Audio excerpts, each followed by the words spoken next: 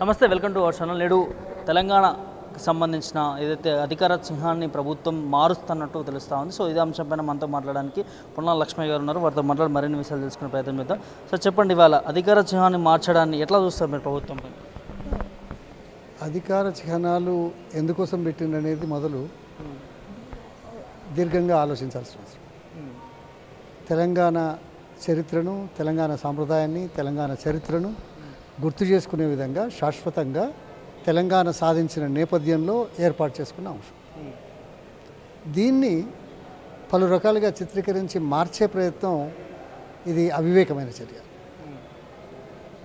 అవివేకమైన చర్య కాదు. ఎవరు చేస్తున్నారు? మనం ఏమంటాం? దేవతలను నమ్ముతాం, వేదాలను నమ్ముతాం.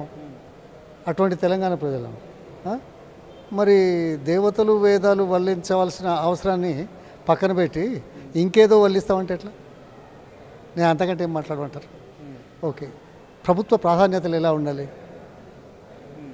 చరిత్రను మార్చడం కానీ, చరిత్రను వక్రీకరించడం కానీ, చరిత్రను తిరగరాయడం కానీ అవసరమా? కాదు కదా. ఏదైనా మేలు చేయదలుచుకుంటే ప్రజలకు చెప్పిన అంశాలలో మరింత గతంలో కంటే మరింత ఎక్కువ చేయగలిగే శక్తి సామర్థ్యాలు ఉంటే రుజువు చేసుకోవడానికి అవకాశం తీసుకోండి. కానీ గతంలో చేసినవే మార్చేసినంత మాత్రాన చరిత్రలోకి ఎక్కుతారా? అవునులే, రెండు ఉన్నాయి. ఇప్పుడు ఈనాటి మాధ్యమికాలలో, ఈనాటి ప్రసార ప్రసారం కావాలనే ఆలోచన ఉన్నవాళ్ళు మంచి ఉంటుంది, చెడు ఉంటుంది. మంచి చెడు డిబేటబుల్ అని అనుకుంటున్నారు ఈ మేధావులు. డిబేటబుల్ అయినంత మాత్రాన మంచిగానే ఉంటుంది, చెడుగానే ఉంటుంది కదా. కానీ నేనుండే కొద్ది రోజుల్లో నా పేరు ప్రసారం కావాలనే తపన ఏదైతే ఉందో ఇది కుచిత బుద్ధి. ఏమంటారంటే, see good and bad are always debatable. Because it is debatable, you are in the news. Because you want to be in the news, because you are trying to be, I don't know how long one is going to be in that position. అందుకోసం ఈ కుచిత బుద్ధితోటి ప్రజల్లో ప్రసారంలో ఉండడానికి చేసే అవకాశాలే తప్ప శాశ్వత ప్రాతిపదికన తెలంగాణ మేలు గురించి, తెలంగాణ చరిత్ర గురించి, సాంప్రదాయాలను కాపాడుకునే వ్యక్తులుగా మనం నిలబడగలకపోతున్నాము అనే దీంతో మేము దీన్ని అపోజ్ చేస్తున్నాం. ఏంటి కాకతీయులు మా చరిత్ర కదా. తర్వాత Charminar is a symbol of Hyderabad. మొత్తం ఈ ప్రాంతం లోపల నెంబర్ 1, నెంబర్ 2 మనకు చార్మినార్ కనపడుతుంది. అది కాదు, ప్రజాస్వామ్యం ఎప్పుడు వచ్చింది? అందాదా? అంతకుముందు మన చరిత్ర లేదా? ప్రజాస్వామ్యం రాకముందు నుంచి కూడా తెలంగాణ అంశం ఉందా? ప్రజాస్వామ్యం వచ్చిన తర్వాత కూడా తెలంగాణ కావాలనే నినాదం వచ్చిందా? ఆ స్ఫూర్తి ఎప్పుడు ముందుకు వచ్చింది? కేసీఆర్ గారు పార్టీ పెట్టి ఉద్యమం తీసుకొచ్చేసి ప్రజల్లో చైతన్యం తీసుకొచ్చిన తర్వాత స్వాతంత్ర పోరాటం 200 సంవత్సరాలు నడిచింది. కానీ మహాత్మా గాంధీ, వల్లభాయ్ పటేలు, తర్వాత నెహ్రూ గారు, బోస్ గారు వచ్చిన తర్వాత కదా 10-12 ఏళ్ళు, 1933-35 నుంచి. అట్లాగే కేసీఆర్ గారు వచ్చిన తర్వాత తెలంగాణ వాదానికి, తెలంగాణ నినాదానికి, తెలంగాణ ఆకాంక్షకు ప్రజలు గుర్తించే విధంగా, ప్రభుత్వాలు గుర్తించే విధంగా, రాజకీయ పార్టీలు తలొగ్గే విధంగా తీసుకున్న చర్యల వల్ల తెలంగాణ ఇవ్వాల్సిన అవసరం వచ్చింది. ఇవాళ ఇంకేదో మీరు అడుగుతారు తర్వాత, ఏదో 2వ తారీఖు సోనియా గాంధీ గారు. నేను ఒకటే అంట, స్వాతంత్ర పోరాటం ఒత్తిడితోటి బ్రిటిష్ వాళ్ళు మన దేశాన్ని మనకి ఇచ్చిపోయారు. కానీ లేకపోతే మనకేమైనా దానం చేసిపోయినారా? అయితే వాళ్ళు ఇచ్చారని చెప్పి వాళ్ళని ఏమన్నా అంటే మర్యాదిస్తాం, అంతేకాని మరి ఒక్కటి ఆలోచించాలి. ఈ పోరాట స్ఫూర్తి ఉధృతం చేసిన తర్వాతనే రాజకీయ పార్టీలు, ఒక ఓటు 2 రాష్ట్రాలన్న పార్టీ, తర్వాత నినాదంతో ఇన్ని సంవత్సరాలు ఉన్న కాంగ్రెస్ పార్టీ కూడా చివరికి తలగ్గాల్సి వచ్చింది. సాధించింది ఎవరు? కేసీఆర్ గారి ఉద్యమ చరిత్ర, కేసీఆర్ గారి పోరాటం. అందుకోసం ఎవరిని చూపెట్టినా చరిత్ర మార్చలేరు. సోషల్ మీడియాలో చర్చలు జరుగుతూ ఉన్నాయి. అంటే ప్రజాపాలన అంటే సింబల్స్ మార్చడమేనా, ఒకవైపు ప్రజలకు సంబంధించిన సంక్షేమ పథకాలు కూడా అందట్లేవని మాట్లాడుతున్నాను. నేను అందుకే చెప్పాను, ఈ సందర్భంలో ప్రజల్లో ప్రచారంలో ఉండడానికి చేసే ఎత్తుగడలు మరి మీ 6 గ్యారెంటీలు కదా, 13 కదా, దాని గురించి ఏమైనా మాట్లాడుతున్నారా? లేకపోతే 420 దాని గురించి ఏమైనా చేస్తామని అంటున్నారా? లేదు, మళ్ళీ ఏదో 23 ఇచ్చారు కదా, దాని గురించి ఏమైనా మాట్లాడుతున్నారా? ఈ సందర్భంగా మేము ఇది చేస్తామని దాని గురించి గొప్పగా మాట్లాడుకోండి, వద్దంటారా? చేశారా? ఈ 100 రోజుల్లోనే చేయలేదు, 180 రోజుల్లో కావట్లేదు. ఆగస్టు 15 అని ఒక్క అష్యూరెన్స్కు ఆగస్టు 15 అంటున్నారు. అది కూడా సాధ్యాసాధ్యాల మీద చర్చించడానికి మీకు ఓపిక లేదు. అందుకోసం ఇది కేవలం మసిపూసి మారేడుగా చేసి ప్రజల దృష్టిని మరల్చడానికి చేసే ఎత్తుగడల్లో భాగంగా ఇవన్నీ చేస్తున్నారనేది నిస్సందేహం. అంటే ఏం చెప్తారు సార్ మీరు? అంటే ఒక మారుస్తే ఏం జరగబోతుంది అంటే ప్రజలు దీన్ని వ్యతిరేకిస్తారా? ఇది కాదు, ఇది ప్రజల హృదయాల్లో ఉన్నది, ప్రజలకు హత్తుకొనున్న అంశం, ఇది సెంటిమెంటల్ అవసరం. తెలంగాణ ప్రజల హృదయంలో ఉండే విషయాలను తారుమారు చేస్తూ ఉంటే ఊరుకుంటారా? తెలంగాణ ఉద్యమం ఇన్ని సంవత్సరాలు ఎందుకు కొనసాగింది? బయట వాళ్ళు పరిష్కరించలేదు కాబట్టి, దృష్టి పెట్టలేదు కాబట్టి, రాజకీయ కోణంలో ఆలోచించి ఆలస్యం చేశారు కాబట్టి. కేసీఆర్ గారు చేసిన ఉద్యమ స్ఫూర్తి ఆ కాలం అది అందరినీ తలొంచే విధంగా చేసింది. ఇప్పుడు కూడా మేము తెలంగాణ ప్రజలు ఊరుకోరు. కేసీఆర్ గారు, బీఆర్ఎస్ పార్టీ, ఈ పార్టీ ఊరుకోదు. ఇప్పుడు కేసీఆర్, బీఆర్ఎస్, తెలంగాణ సినానిమస్ పదాలయ్యా, విభజించలేని అంశాలు, విభజించలేని పదాలు, ఊహించలేని పదాలు. దాంట్లో ఎక్కడ పొరపాటు వచ్చినా తప్పనిసరిగా తెలంగాణ ప్రజలు, వీరోచిత ప్రజలు, తెలంగాణ ప్రజలు ఎదుర్కొంటారు, పార్టీ కూడా ఎదుర్కొంటుంది, ఇందులో నిస్సందేహం. ఓవరాల్గా జూన్ 2 కూడా రాబోతుంది తెలంగాణ అవతరణ దినోత్సవం. జూన్ 2, ఈ 2కి మీరు చెప్పినట్టుగా సోనియా గాంధీ కూడా రాబోతూ ఉన్నారు. కేసీఆర్ గారు కూడా ఆహ్వానం అందుతున్నారని తెలుస్తుంది. ఏం చెప్తారు సార్? ఇక ఈ ఊహాగానాల మీద ఎందుకు మాట్లాడదాం? మేము ధైర్యంగా ఉన్నాం. 10 సంవత్సరాల్లో కేసీఆర్ గారు ముఖ్యమంత్రిగా ఈ రాష్ట్రంలో చేసిన పనులు చాలా స్పష్టంగా చెప్పగలుగుతాం.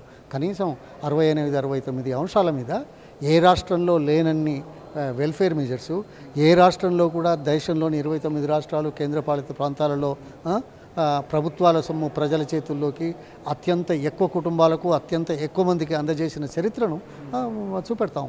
అందులో ఒక్క నిమిషం అందులో సామాజిక కోణం కూడా ఇమిడిపడింది. పెట్టుబడిదారుల కోసమే దానికోసం కాదు. సామాన్య జనము, సామాజిక కోణము, ఆత్మగౌరవము, మనిషికి నాది తెలంగాణ, నేను తెలంగాణ వాడిని అని గర్వంగా చెప్పుకోవాల్సిన అవసరాన్ని కానీ, అలా ఆలోచించడానికి అవకాశం కానీ ఇచ్చిన పార్టీ బీఆర్ఎస్ పార్టీ. 10 ఏళ్ల పాలనలో 100 విధ్వంసం సృష్టించిందని చెప్తాను రేవంత్ రెడ్డి. కళ్ళున్నవాడు, తెలివి ఉండి ఆలోచించగలిగిన వాడు, వాస్తవాలు బేరీజు వేసుకునేవాడు ఎవరైనా ఉంటే మాట్లాడతాను. కళ్ళు లేని వానితోటి, చెవులు పోయినోనితో, ఇంకేమంటారు అది, నోరు ఇదైతే మాట్లాడే లాభం ఏమున్నది? నాకు కోపం వస్తున్నది. ఎందుకు? దమ్ముంటే వైట్ పేపర్ ఇవ్వండి, మీరు మేము ఇస్తాము, మేము చేసి పని చెప్పుతాము. ఈ దేశంలో ఏ రాష్ట్రంలోనైనా ఇన్న కార్యక్రమాలు జరిగాయా? ఛాలెంజ్ చేస్తున్నాం. మీరు వస్తారా చర్చకి? చర్చలో పాల్గొంటారా? వచ్చి 6 నెలలు కాలేదు, చెప్పిన పని ఒకటి కాలేదు, మీది నుంచి గివా ఏమో శాతగానోడు ఏమంటాడు, ఊళ్ళలో ఏదో ఊకుంటారు, పోతూ ఊకే ఏదో తిడుతుంటే ఒకసారి ఎత్తాడు పెద్ద మనిషి, వేసిన తర్వాత కింద పడతాడు, వాడు ఏం ఎత్తాడు, తువాల దుప్పుకొని మళ్ళీ వచ్చినప్పుడు చూస్తలే అంటాడు. ఇది కథ కాదు.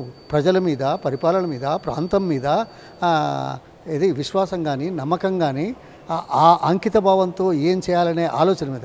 ఒక్క నిమిషం, ఇప్పుడు 5 నెలలు 6 నెలలు అవుతున్నాయి కదా, ఎన్ని విషయాలలో? కరెంటు విషయం ఎలా ఉంది? తాగునీళ్ళ విషయంలో ఎలా ఉంది? విత్తనాల విషయంలో ఎలా ఉంది? రైతు భరోసా విషయంలో ఏమైంది?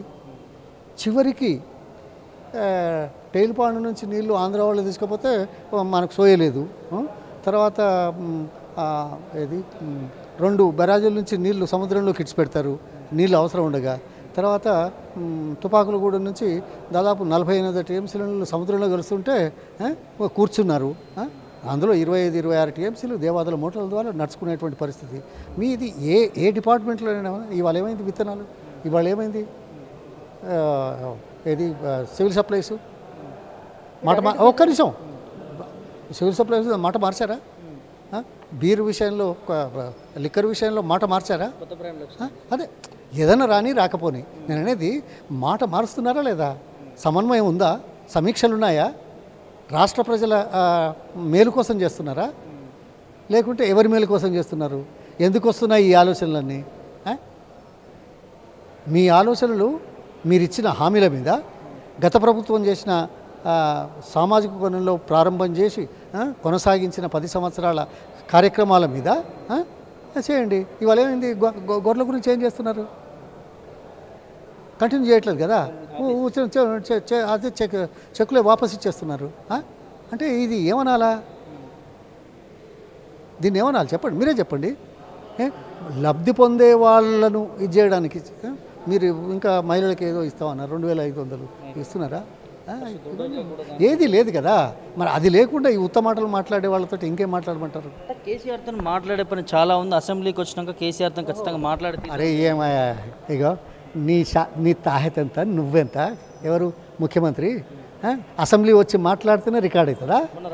లేదు రాకపోతే ఏంది? రాకపోతే ఏంది? అవును అవును, చాలా విషయాలు అక్కడే మాట్లాడతాం, బయటకు వచ్చి మాట్లాడరాదు? చర్చించలేవా? తను చేసింది ఎందుకు చేస్తారో చెప్తున్నావా? అసెంబ్లీలో మాట్లాడిన వాటి మీద నిలబడుతున్నావా? నీ టైం అంతా ఆరోపణల మీద చేసావు కదా. నీ ఎటువంటి తెలివి లేని వాడికి, అవగాహన లేని వాడికి, అనుభవం లేని వాడికి అసెంబ్లీలోకి వచ్చి ఎసుపెట్టాలా? సిగ్గుచేటు. దమ్ము ధైర్యం ఉంటే చేసిన పనులు గుర్తించి దానికి అనుగుణంగా దానికంటే మేలైన కార్యక్రమాలు చేసి నువ్వు అసెంబ్లీలో చెప్పు చూద్దాం. అదే అసెంబ్లీలో నువ్వు ఎందుకో మాట్లాడవు. నేను ఆరు ఇది ఇచ్చాను, అందులో 13 ఉన్నాయి, నేను 13 చేశాననే ధైర్యం ఉందా మాట్లాడడానికి? ధైర్యం లేని వాడికి, వినలేని వాడికి, మూర్ఖపు వాడికి, చూడలేని వాడికి, చెవులు మూసుకునేవాడికి అసెంబ్లీలో వచ్చి మాట్లాడాలా? నీ చర్య ఎంత, నీ అనుభవం ఎంత, నీ కథ ఎంత? ఎవరయ్యా కేసీఆర్? ఈ దేశంలో ఒకే ఒక వ్యక్తి 14 సార్లు నిరాటంకంగా ఓటమి చెందకుండా గెలిచిన వ్యక్తి వాజ్పేయి ఉన్నాడు, ఎవరు ఈయన మన జార్జ్ ఫెర్నాండెస్ ఉన్నాడు, రామ్విలాస్ పాస్వాన్ ఉన్నాడు, చటోపాధ్యాయులు ఉన్నారు. వాళ్ళు 10 సార్లే పార్లమెంటు, 11 సార్లు అసెంబ్లీ గెలిచిన వ్యక్తి మొన్ననే కేరళ ముఖ్యమంత్రి చనిపోయాడు. ఆయనకంటే ముందు 13 సార్లు గెలిచిన ఒక ఎమ్మెల్యే ఆయన కూడా చనిపోయాడు. ఇప్పుడు బతుకున్న వాళ్ళలో 14 సార్లు దేశంలో ఏకైక వ్యక్తి, ప్రజాస్వామ్య పద్ధతుల్లో ప్రజల మద్దతు పొందిన వ్యక్తిని ఈ మాదిరిగా మాట్లాడతావా? నువ్వు వచ్చే రోజులైంది ముఖ్యమంత్రి, నువ్వు అంతకుముందు ఏంటి, ఎక్కడున్నావు? నీకు సమాధానం చెప్పాలా? అక్కడ చెప్తేనే తెలుస్తుందా నీకు? నీ తెలివితేటలకు ఎక్కడ చెప్పినా ఈ రాష్ట్ర ప్రజలు 4 కోట్ల మంది గురించి ఆలోచన చేసి అసెంబ్లీలో నేను చేసినానని గొప్పగా చెప్పుకో. ధైర్యం ఉందా? లేదే. అటువంటిప్పుడు ఏదో అసెంబ్లీకి రాలేదని తూతూ మంత్రంగా ఏమంటారు చూడు. చిచి ఇక వద్దులే, ఇక ఎటువంటి వాళ్ళ గురించి ఇంకేం మాట్లాడతాం, వద్దు.